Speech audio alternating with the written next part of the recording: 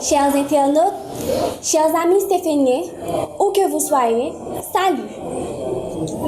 Aujourd'hui, au Temple du Savoir, nous avons le privilège de vous présenter un débat sur les nouvelles matières introduites cette année de façon très peu orthodoxe par le ministère de l'Éducation nationale d'Haïti. Nous sommes trois au podium à faire le point autour de ce sujet qui tient à cœur les candidats de la 9e année ainsi que leurs parents. Pour commencer, je vais me présenter. Je suis Camille Christine Lima. J'ai deux autres complices avec moi. Je les laisse le soin de se présenter eux-mêmes. Moi, je suis Kermonchi Félix. Moi, je suis Saint-Ville Sophonie. Bonjour Kermonchi, bonjour Sophonie. Bonjour Camille, bonjour Félix. Vous êtes prêts pour le débat, n'est-ce pas? Bien sûr. Eh bien, sans trop tarder, chers amis, nous allons entrer dans le vif du sujet. Chacun d'entre nous va donner son point de vue sur le sujet. Ensuite, nous allons analyser les bons et les mauvais côtés de cette décision prise par les responsables du MENFP. La première question s'adresse à Félix. Kermonchi, quel est l'objectif principal de ce débat? L'objectif principal de ce débat, mademoiselle Camille, est de discuter des nouvelles matières introduites cette année par le ministère de l'Éducation nationale. Nous voulons comprendre l'impact de cette décision sur les élèves, surtout ceux de la 9e année, et voir si cela est bénéfique ou non, compte tenu des circonstances actuelles. Sophie, quel sentiment éprouves-tu étant que candidate à ces examens qui auront lieu en juillet prochain? Franchement, Camille, je suis très stressée.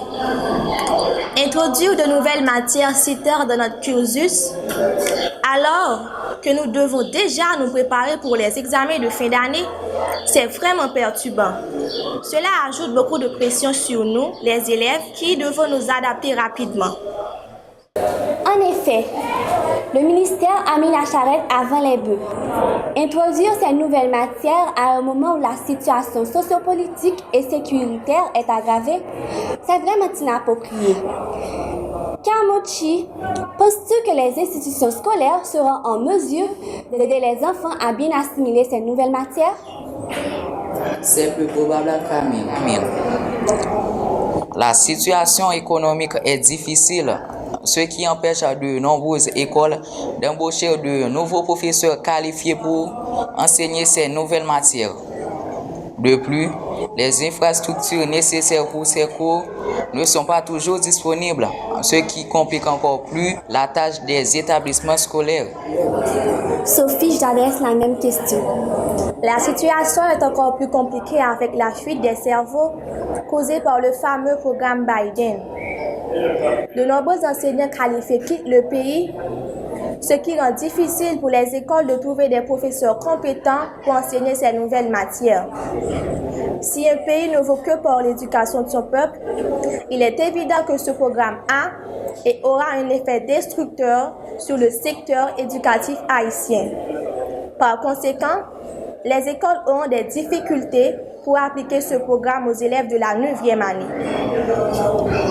Kermonchi, peux-tu nous rappeler les nouveaux cours cette année?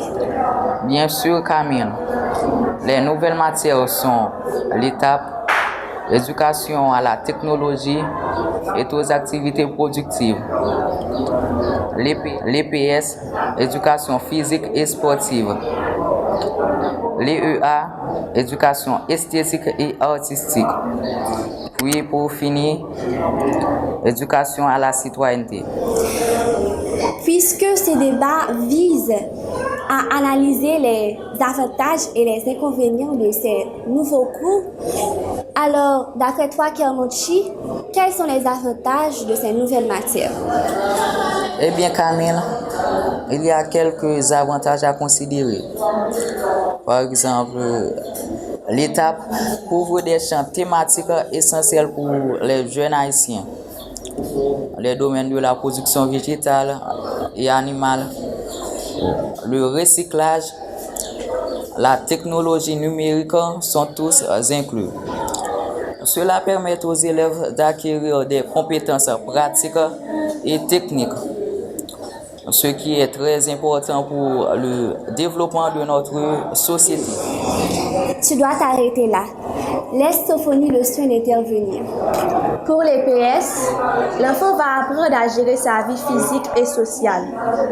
L'éducation physique et sportive amène les élèves à se soucier de leur hygiène et à rechercher le bien-être.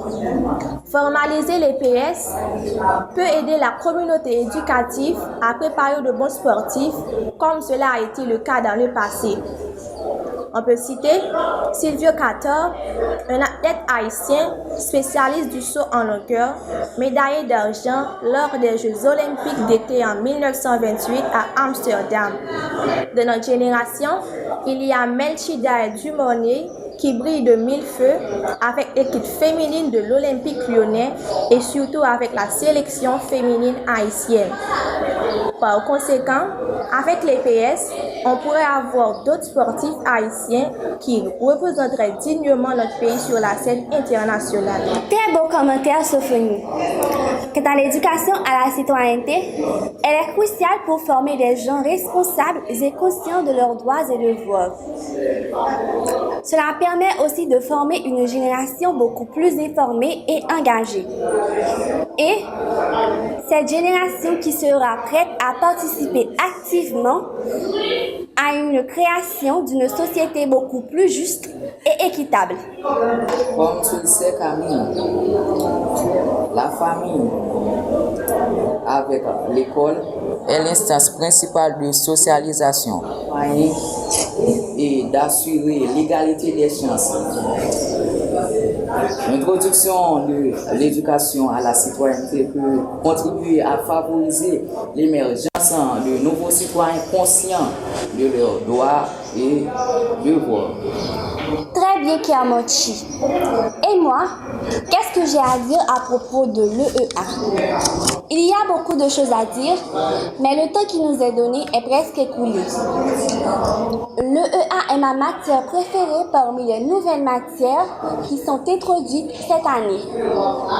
Ce cours nous permet des notions sur les arts visuels, l'histoire et le patrimoine. Le patrimoine qui joue un rôle de cohésion entre les peuples et les cultures.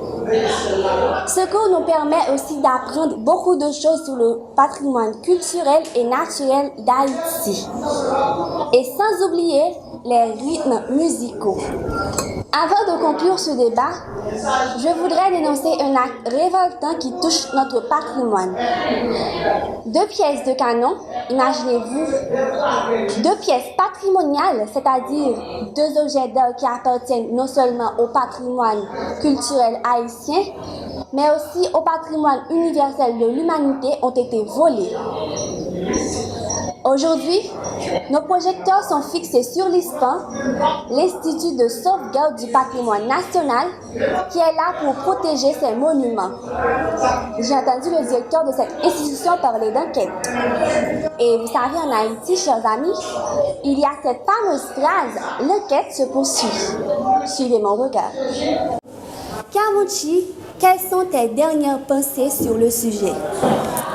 Bien que l'introduction de ces nouvelles matières ait des avantages significatifs, il est essentiel de les introduire de manière progressive et bien planifiée. Les écoles doivent avoir des ressources nécessaires pour les enseigner efficacement. De plus, dans une année marquée par des défis sociopolitiques et sécuritaires, il est très important de s'assurer que les apprenants et les enseignants sont bien soutenus. Je suis d'accord. Ces matières peuvent offrir beaucoup, mais nous devons nous assurer que les apprenants et les enseignants sont bien préparés.